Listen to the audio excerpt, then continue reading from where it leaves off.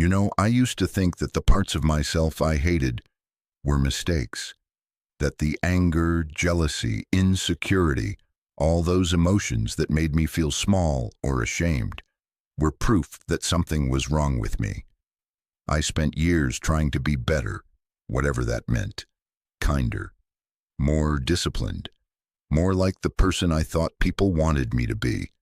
I thought that if I could just perfect myself, maybe I'd finally be loved, or at least accepted. But every time I tried to bury one flaw, another one would rise up like it had been waiting for its turn to breathe. It's strange how we learn to shapeshift for approval. We adapt so much that we start believing the mask is our real face. I remember being praised for being calm, reasonable, collected, and so I killed my fire to fit that image. I hid my anger because it made people uncomfortable. I silenced my sadness because it was called weakness. I laughed louder when I felt unseen, smiled wider when I felt afraid, and over time, something inside me went quiet. Not peacefully, but like a scream smothered under layers of "I'm fine." But the truth is, the parts I tried to erase didn't disappear. They just waited.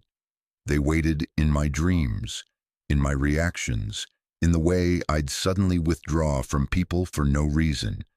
They waited in the tightness in my chest, when I said yes but meant no. I thought I was being strong, but I was really just rejecting myself. You can't amputate pieces of your soul and expect to feel whole. I once read something Jung said, that what we resist persists. And God, I felt that in my bones. The more I resisted my darkness, the more it followed me. It showed up in my relationships, in my work, in the things that made me angry for no clear reason. I started noticing patterns, the same disappointments, the same arguments, the same empty feeling no matter how much I achieved. It was like life kept trying to show me something I refused to see. And then one day it hit me. Maybe the problem wasn't out there. Maybe it was the version of myself I refused to look at, the one I'd buried under all the shoulds and shouldn'ts, the one who felt jealous and scared and desperate to be loved, the one who wanted to be seen, not for her perfection, but for her truth. You know what's terrifying? Sitting alone with your thoughts and realizing you've built an entire life around avoiding yourself. I remember one night I just sat in silence, no phone, no distractions. It was unbearable at first.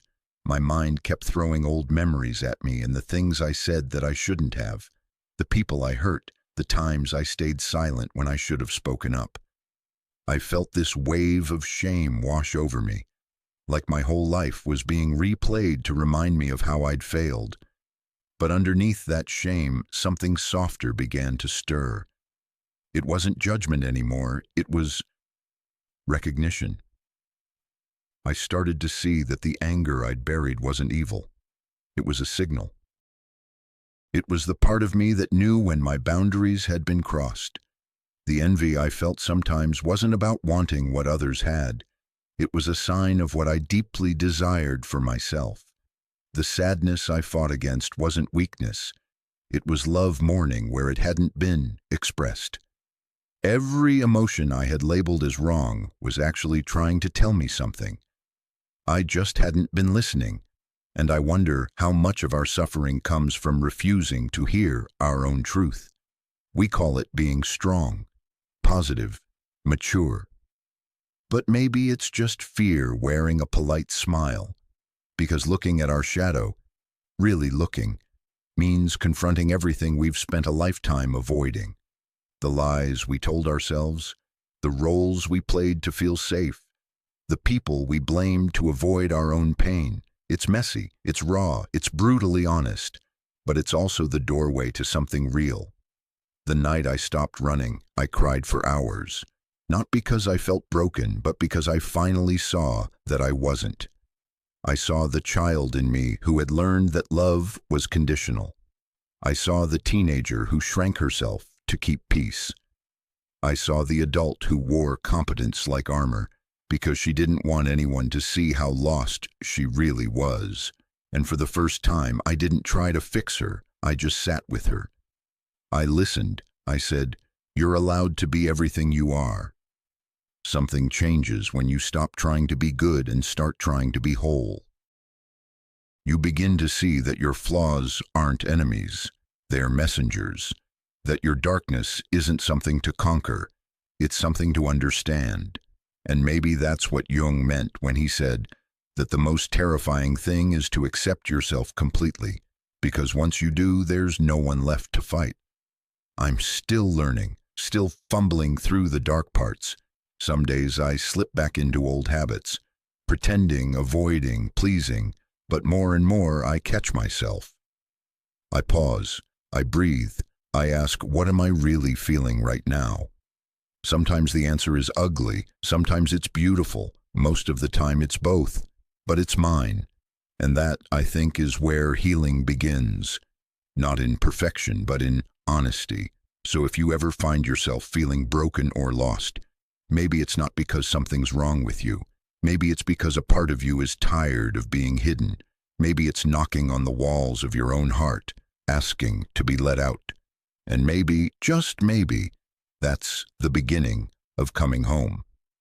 It's strange how we spend years thinking we understand ourselves, only to realize how much of our life has been lived in reaction to what we refuse to see.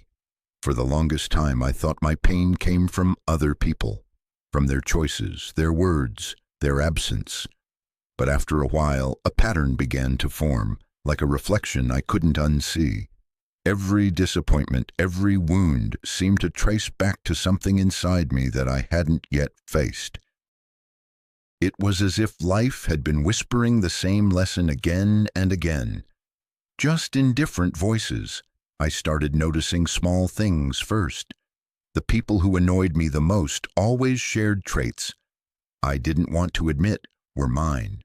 The arrogance I despised in others mirrored the pride I hid behind false humility. The weakness I criticized in someone else revealed my fear of being helpless.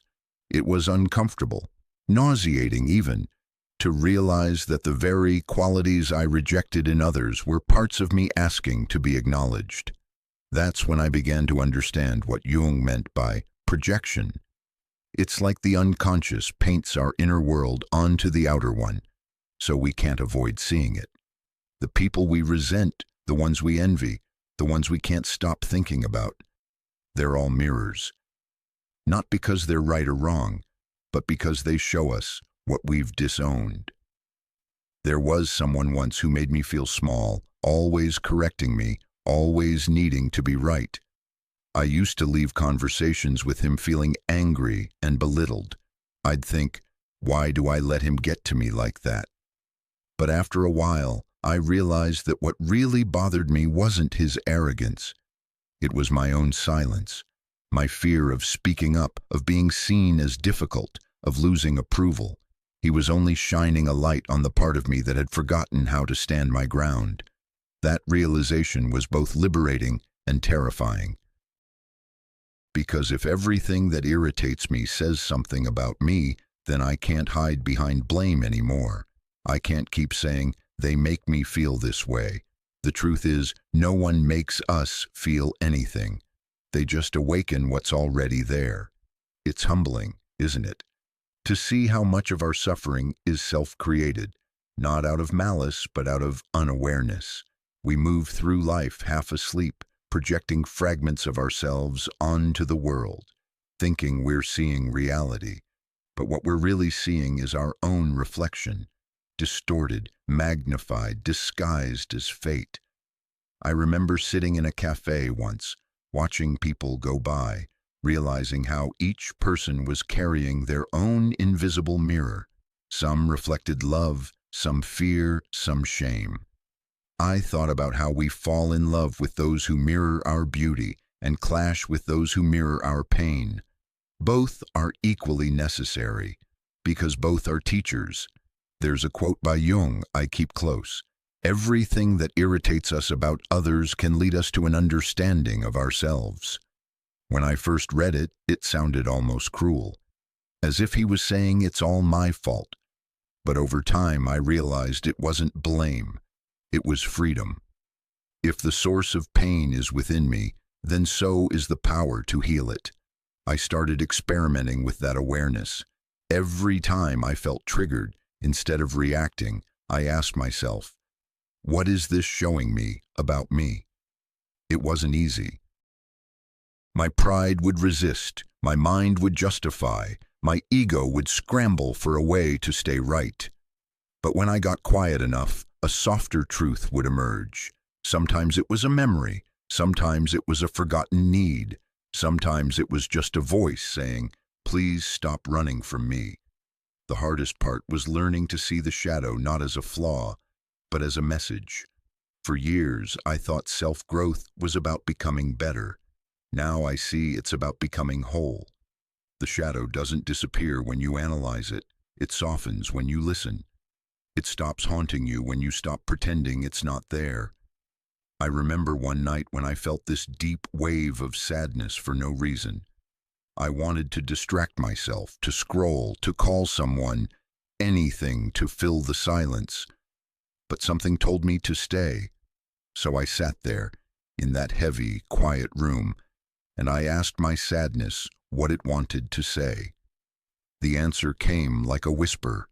You don't let yourself feel loved unless you're doing something to deserve it. I broke down, because it was true. I'd been performing love my entire life, giving, fixing, pleasing, not realizing that all along I was trying to earn something that was meant to be unconditional. That's what the shadow does. It hides the truth beneath our defense mechanisms. And when we stop fighting it, we find that what's been buried isn't darkness at all, but light. Light we were too afraid to claim.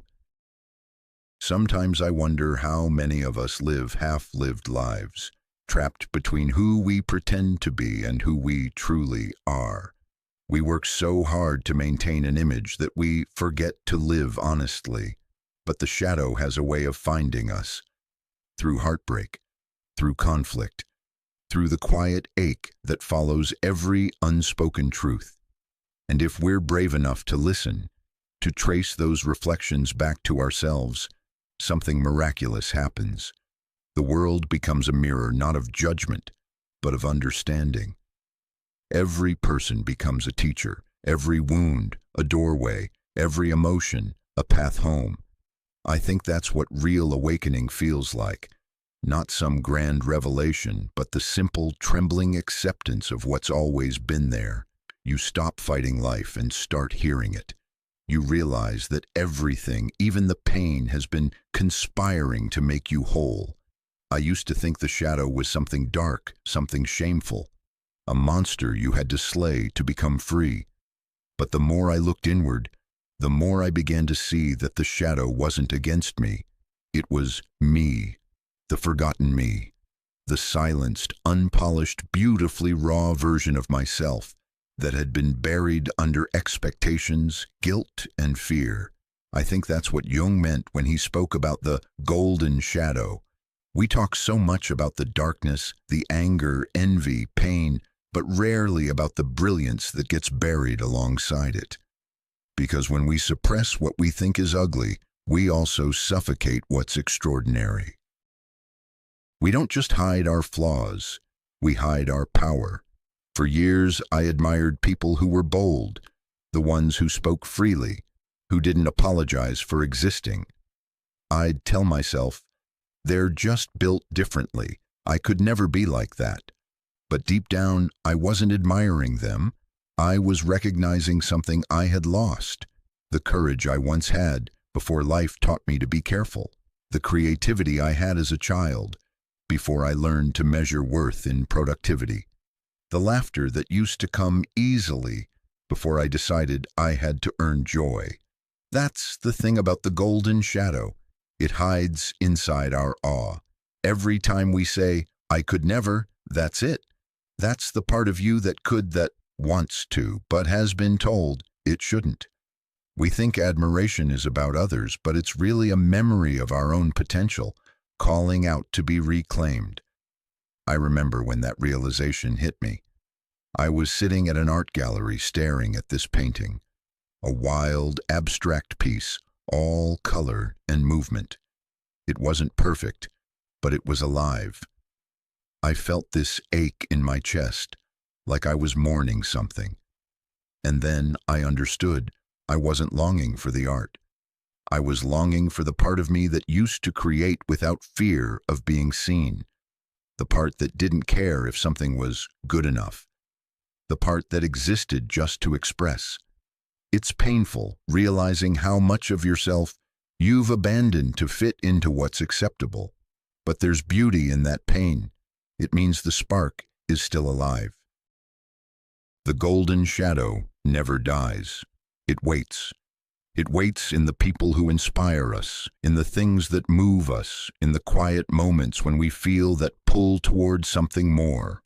The more I explored it, the more I realized how deeply fear shapes our identity. Fear of rejection, fear of failure, fear of being too much. It's ironic. The things we fear becoming are often the things that would make us feel most alive. We fear being seen, but ache to be known. We fear standing out, but crave authenticity.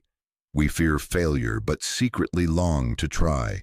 The golden shadow asks us to do something terrifying, to embrace our own light. Because light demands visibility, it demands honesty, it demands responsibility for who you really are. And sometimes it's easier to stay small, to say, I'm fine where I am. But fine is a slow kind of dying. There's a moment, though, a quiet turning point, when you realize you can't go back. You can't unsee the parts of yourself that are begging to be lived. You start to notice how mediocrity feels like suffocation, how people-pleasing leaves you empty, how pretending to be less than you are is a form of self-betrayal. That's when the golden shadow begins to stir, not as a fantasy of who you could be, but as a remembrance of who you already are. You begin to experiment. You say what you actually think, even if your voice shakes. You create something without caring who approves. You let yourself rest, not because you earned it, but because you exist. And each time you do, a little more of your buried light returns, and something unexpected happens. The same world that once felt cold begins to shift. People respond differently, not because they've changed, but because you have. When you stop hiding your light, it doesn't make others shrink. It invites them to shine, too. It's contagious, that kind of honesty. But let me be real, this isn't a fairy tale. Reclaiming your golden shadow isn't all radiance and freedom. It's uncomfortable. People who benefited from your smallness might not like your expansion. Some relationships may fall away, and that hurts. But what hurts more is staying trapped in a version of yourself that no longer fits. I think the most beautiful part of this journey is the humility it brings. You stop striving to be perfect and start striving to be real. You realize that greatness isn't in comparison, it's in authenticity. The light doesn't need to compete with the dark. They define each other. So, when I think of the shadow now, I don't imagine something to fight. I imagine a garden waiting to be tended, the dark soil that holds both my fears and my flowers. And somewhere in that mix between the pain and the potential, I find myself imperfect, luminous, and whole. There was a time when I couldn't understand why I kept finding myself in the same painful situations, as if life was looping on repeat. I would swear I'd learned my lesson, promise myself I'd never make the same mistake again, and yet, there I'd be, right back in the same emotional place. Different faces, different settings, but the same ache, the same disappointment, the same quiet feeling of déjà vu. It felt cruel, like life was mocking me. But what I didn't realize back then was that life wasn't punishing me. It was teaching me. It's a strange thing how the universe keeps handing us the same story until we finally read it differently. We think we're moving forward, but we're often just walking in circles around the parts of ourselves we refuse to face. I used to blame everyone else. I thought if I could just meet the right person, find the right job, get the right circumstances, then things would finally change. But patterns don't break because the world rearranges itself for you. They break when you stop running from the lesson at their core. One night, after another friendship had fallen apart in a way that felt painfully familiar, I sat in my car, completely still. I wasn't angry this time, just tired. Tired of the repetition, tired of hearing myself say, I don't deserve this, without asking, why do I keep inviting it? And that's when it hit me. Life doesn't repeat because we're unlucky. It repeats because we're not awake. That realization landed like a truth I'd always known but never dared to admit. I started tracing my patterns backward. The people I attracted, the arguments I kept having, the moments I stayed silent when I should have spoken. Every path led to the same place. Fear. Fear of abandonment. Fear of being too much. Fear of being alone. I had been choosing safety over authenticity, and the price was the same every time. Self-betrayal. You know those moments in movies when the hero finally faces the monster they've been running from, and it turns out the monster was guarding the treasure all along? That's what it felt like. My monsters. Rejection, failure, loss. They weren't punishments.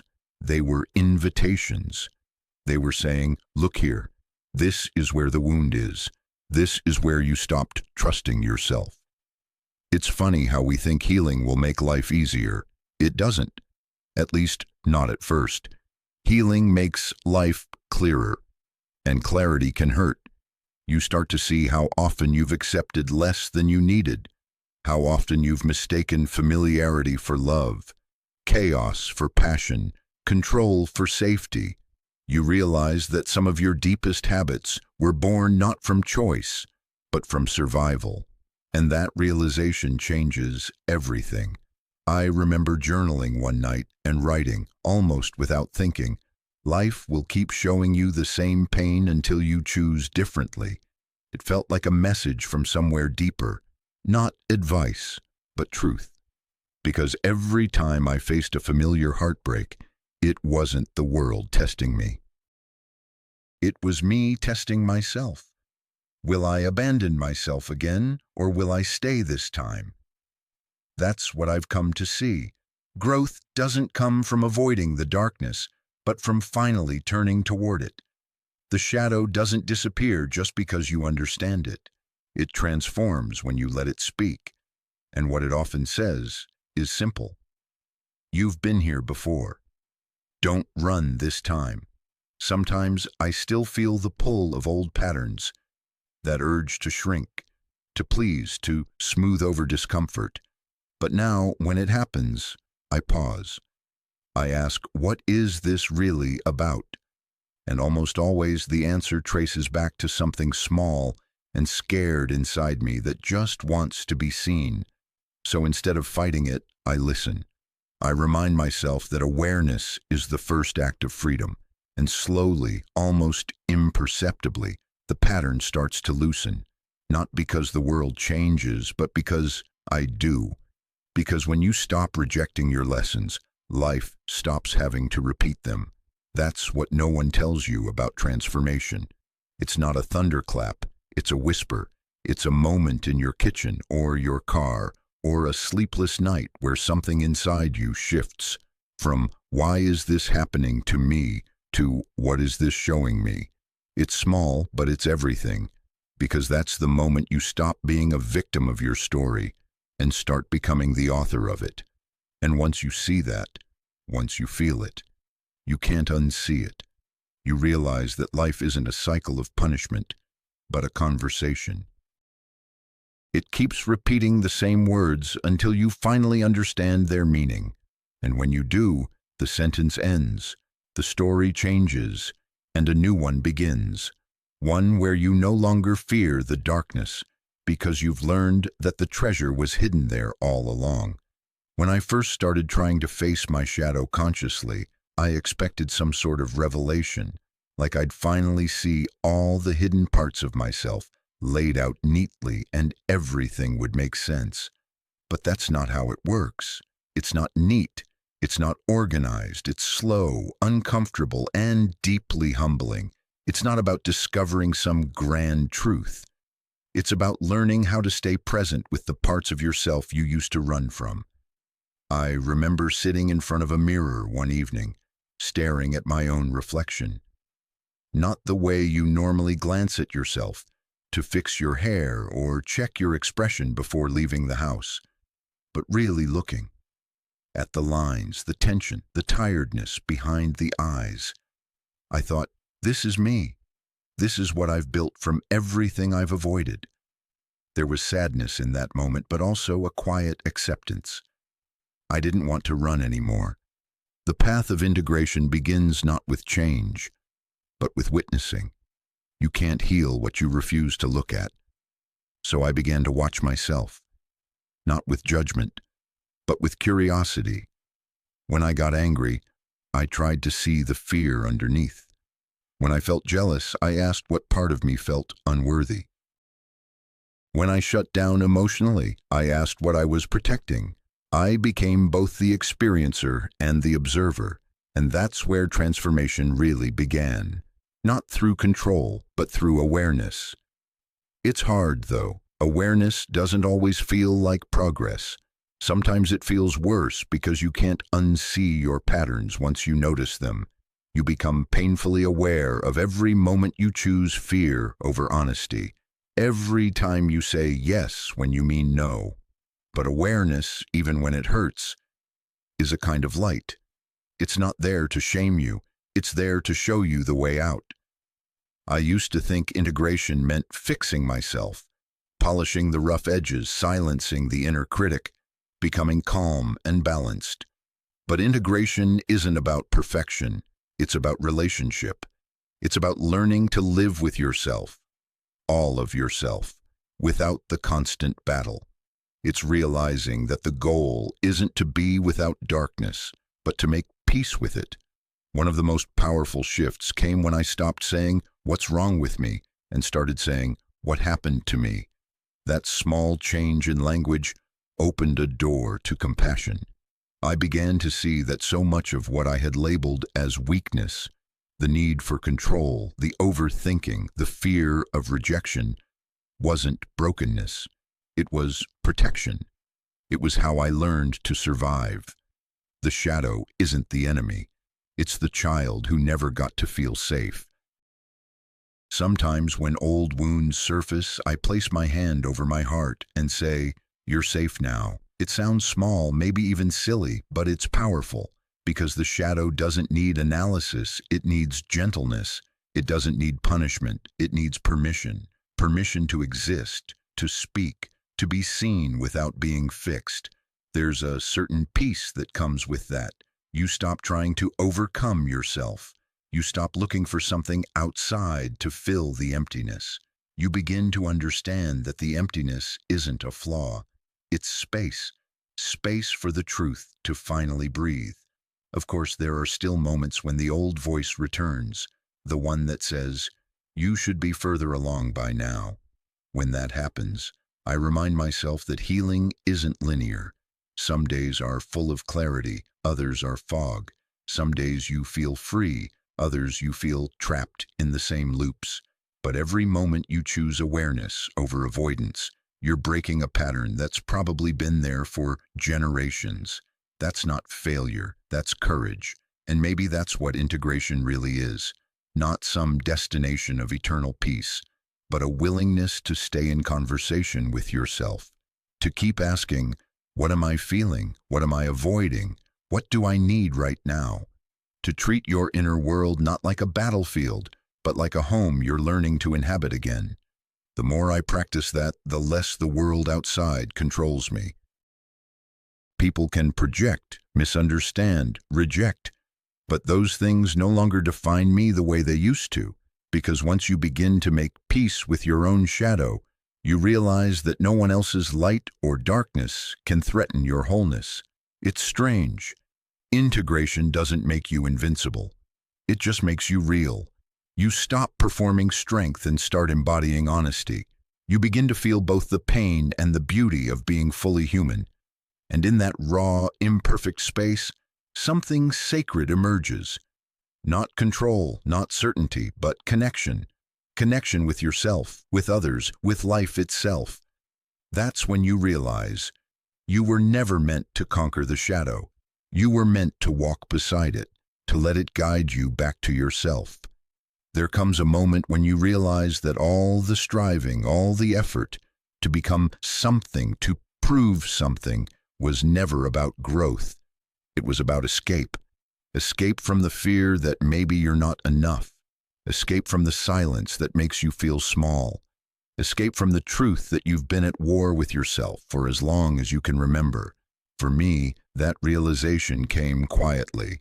There wasn't a breakdown or a breakthrough, just a deep, steady understanding that I couldn't keep living in fragments. I'd spent so much time analyzing, reflecting, dissecting my inner world that I had forgotten how to simply be. Integration had taught me to see my shadow, to listen to it. But acceptance taught me something even more profound, that freedom doesn't come from control. It comes from surrender. You can't force yourself into wholeness. You can only allow it. The first time I truly understood that was during one of those ordinary days that somehow change you forever. I was walking alone at sunset. The world felt quiet, soft orange light spilling through the trees, air warm against my skin.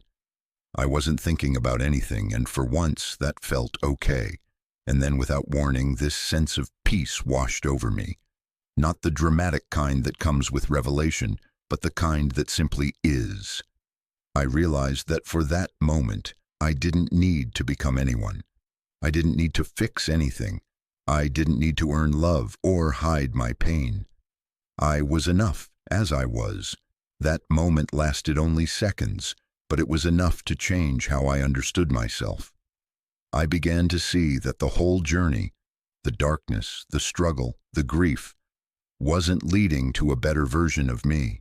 It was leading me back to me, to the person I was before fear taught me to divide myself into acceptable and unacceptable parts, to the part that laughed freely, cried openly, loved without bargaining, the one who wasn't afraid of her own depth.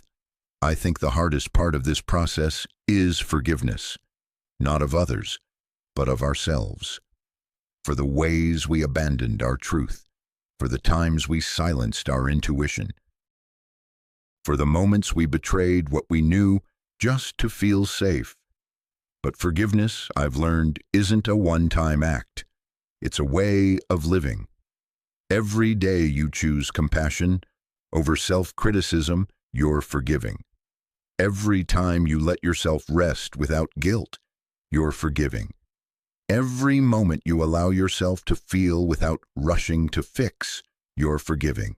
Acceptance isn't passive, it's courageous, because it means standing in the middle of everything you are, the mistakes, the wounds, the beauty, the brilliance, and saying, yes, this too belongs.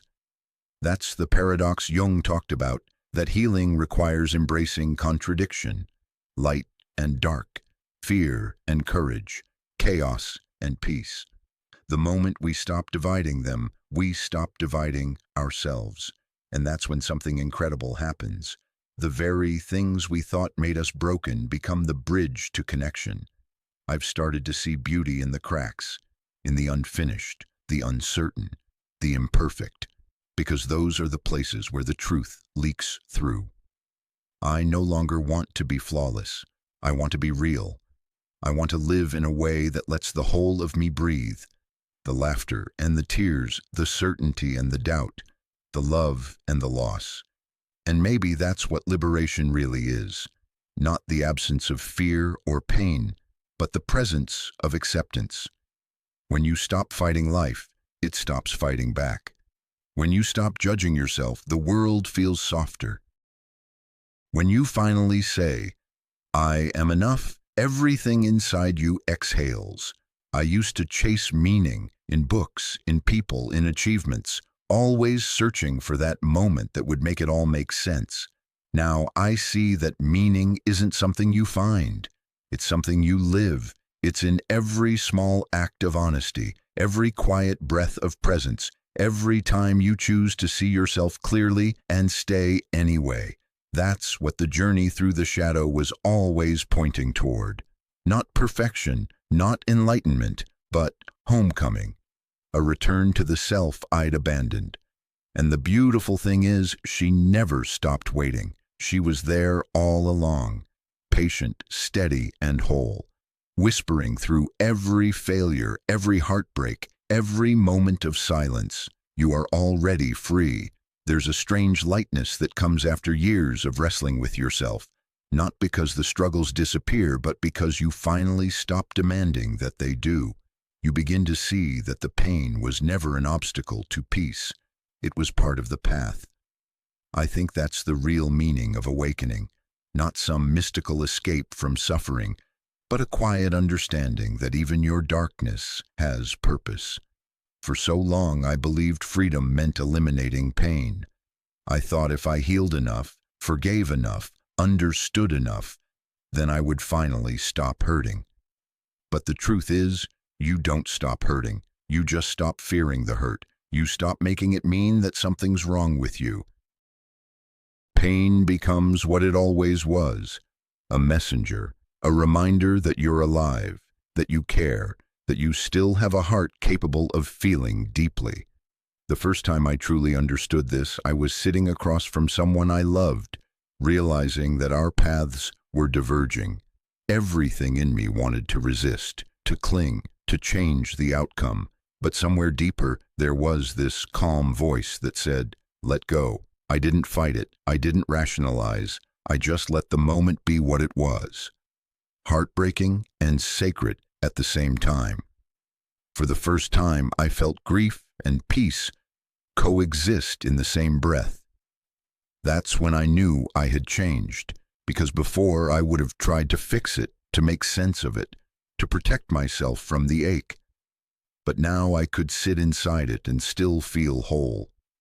The shadow had taught me that wholeness isn't about avoiding contradiction. It's about holding it.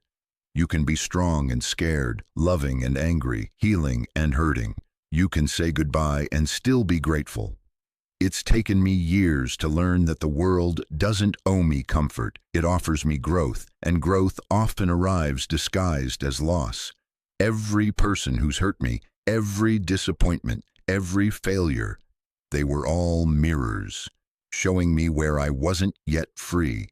And instead of resenting them now, I feel gratitude, because without them, I would never have met the parts of myself I needed most. There's a deep humility that comes with that realization.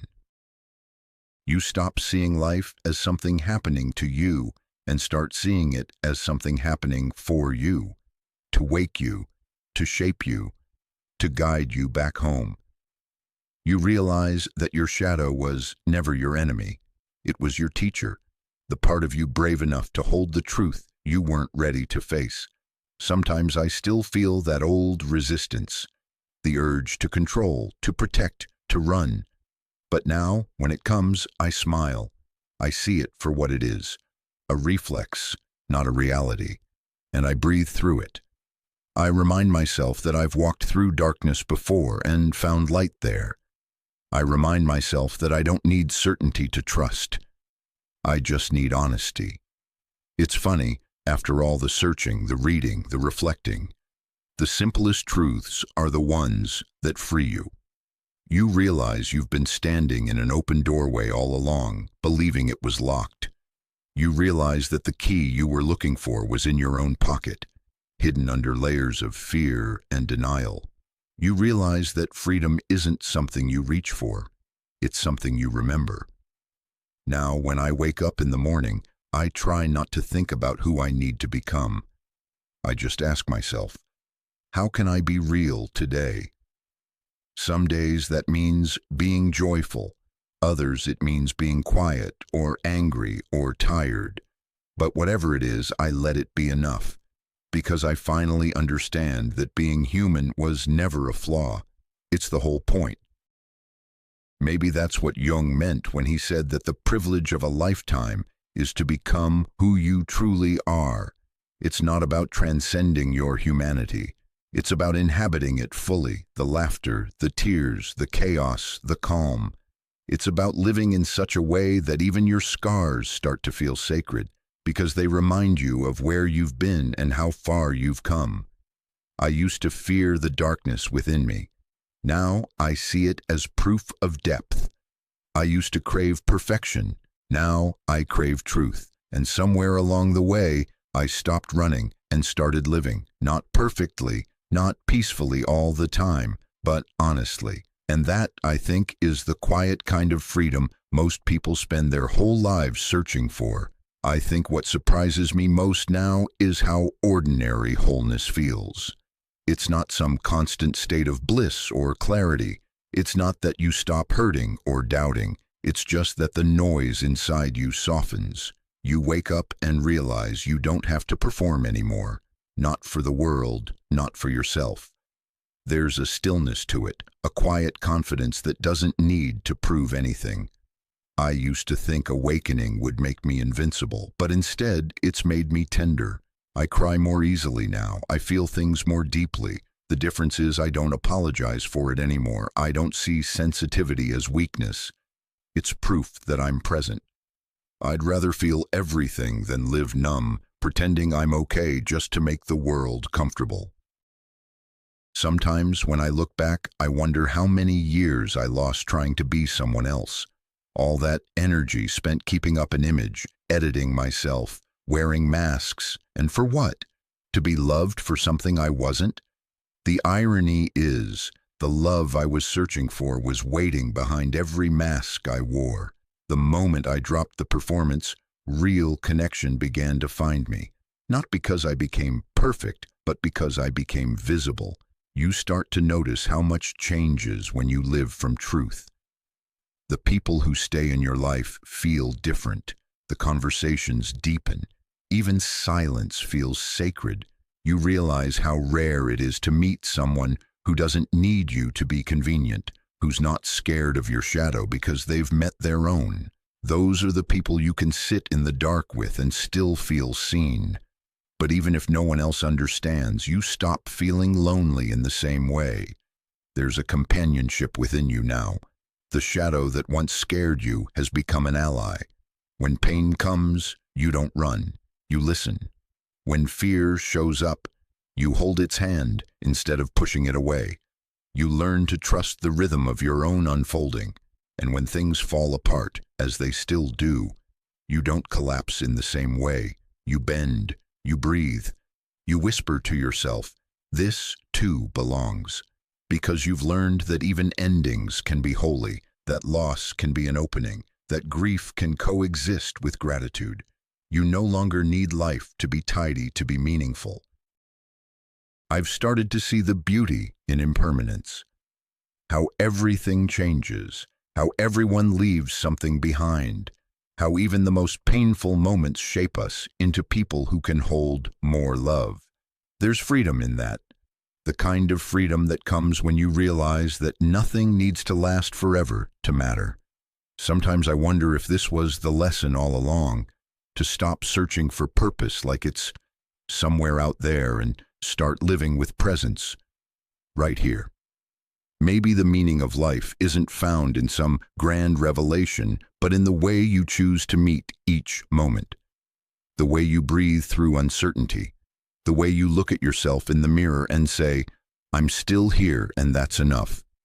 Because in the end, all the philosophy, all the psychology, all the self-discovery leads back to something incredibly simple. Love. Not the romantic kind, not the fleeting high, but the kind that sits quietly inside you and says, I see you, all of you, and I'm not going anywhere. That's what liberation feels like to me now. Not a victory, but a homecoming. A soft return to something that was never really lost, just forgotten. The shadow, the pain, the light, the laughter, they're all parts of the same song. And after all this time, I think I've finally stopped trying to rewrite the melody. I just want to listen,